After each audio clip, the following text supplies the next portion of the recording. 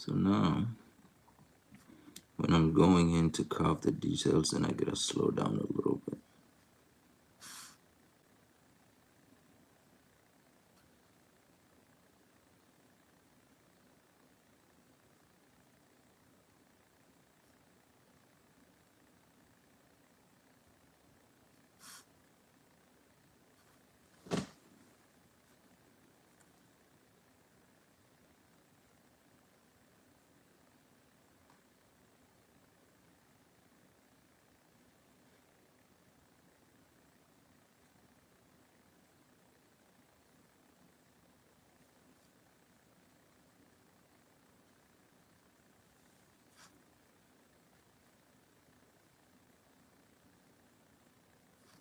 And I'm going to show you how I create each of these to create an effect like this.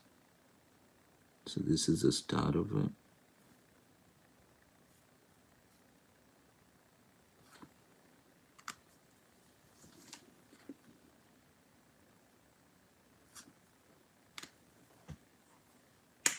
And I'll go for my darkest colors so far, which are these two, YR5 and YR1.